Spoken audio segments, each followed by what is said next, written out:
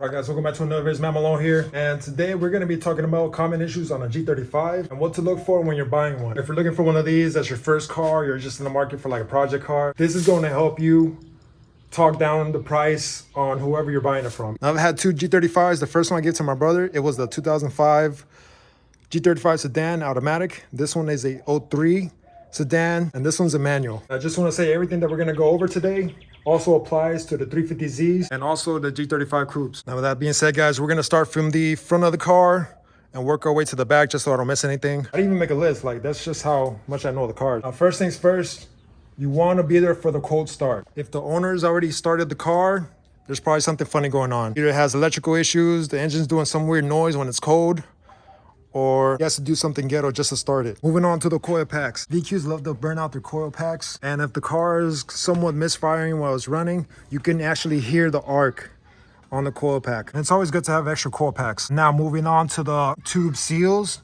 the back ones more than likely are always leaking. Your valve closures are just always in a leak. To replace the tube seals, you have to replace the whole valve cover. The reason why is because they're built in. And yeah, you can't just do the tube seals, but there's been cases where it damages the valve cover. So once you buy the car, you definitely want to check that out. Obviously, you can't do that while you're testing the car or checking that out in person. Also, VQs like to burn oil along with leaking oil through the tube seals. And if you're lucky, you will have bad gallery gaskets. That is a lot of labor to do.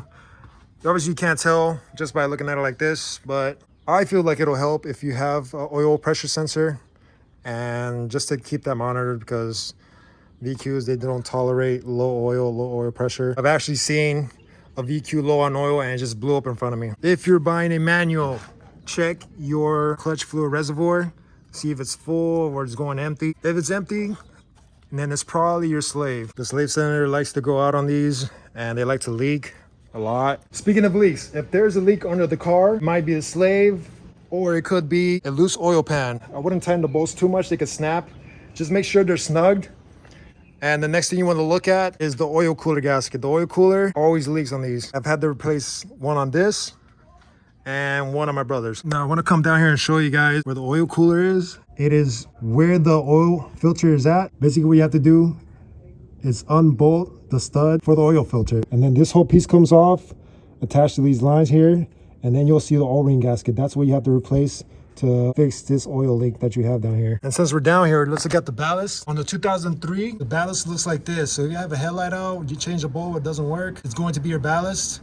Make sure you know what it looks like before you order it, because I think they changed in 2004. So I'm not really sure on that. Maybe they make it in 2003, 2004, or maybe it's just 03 that they make them like this. So if you go on Amazon or anything like that, you're gonna get the wrong one. I actually got mine used from, I think it was a Maxima from a junkyard. And yeah, they share the same ballast. Now, if you ever get a quote for a cam position sensor or a crank position sensor, replace all of them. Replace the driver's side, the passenger side, the crank, because eventually the next one will give out on you, and then the next one will give out on you. And then you're gonna be out of light with the car stumbling, idling rough. You're gonna be dealing with hard starts or the car cranking longer than it should, or having to crank it twice just to start, which could eventually turn to no start. I replaced my cam position sensors with O'Reilly's, and I think the crank was O'Reilly's as well. Either that or it was a Z1 Motorsports. Actually, no, I lied. I've only replaced the cam position sensors with O'Reilly's.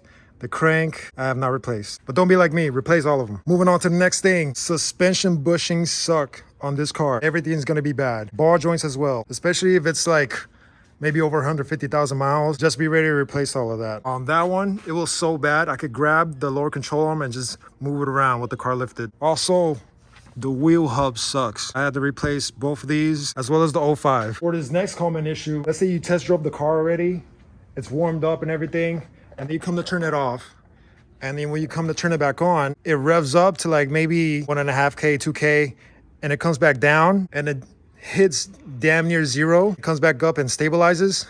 That is going to be a dirty throttle body. Now, it's pretty simple to fix this. All you gotta do is buy some carbon cleaner, a new throttle body gasket. It's simple, you just spray it down. Do not touch the butterfly. If you do, you're gonna have to do auto relearn. Something I forgot to mention on this side, the wheel studs. they suck. The OEM ones, they will break on you. Do not overdo them. Moving on to the inside of the car. So this is always going to happen. Previous owner, looks like they try to like super glue it or something, but the rest of them are starting to peel off. Check it for your windows work, because there's a lot of cases of G35s where windows don't go down, just like that one right there. So when I first went to go look at this car, the guy tells me that if he leaves the battery plugged in, it'll just drain overnight. And it also had electrical issues to where the radio sometimes doesn't work. He could not control the AC. It would just be at 75. And in my head, I already knew what that was. It was the OEM stereo. So I got to talk him down a little bit on that. And I say $300 or $400 later, the problem was solved. So if you're having those issues with the G35, that's gonna be the issue. So yeah, don't wait until that breaks on you. Just get a double din if you want. I went cheap. This is like, I think this was like $90 on Amazon. Also, if you have a 03, 04, be careful taking this plastic piece off. I broke it taking it off the second time. So it is possible to take it off without breaking it. The reason why is because it's plastic. It gets real brittle just sitting in the sun all the time. If you're looking at an 03 or 04 and you notice sometimes it grinds in third or fifth when you're revving high or whatever, try rev matching or shifting slow into it. Be precise with it. This is not a Honda where you can just slide it right on over and you'll be fine. Honestly, this is my drift car. It's been holding up for a couple years now, and if it's grinding, it's not the end of the world. It's not that much to replace the transmission. It's not that hard to rebuild one if you're not mechanically inclined. I say just do it. Like, it's not gonna give out immediately. It'll hold. Like, I beat on this car and it's still holding. But if money on repairs like that is an issue, look into an 0506. The transmissions are built a little better. Now when you start the car, if you see this light illuminated, engine service soon, that is your check engine light. I know on other cars it's different, but this is the check engine light for this car. If he tries to tell you, oh, that's just for an oil change, do not believe him.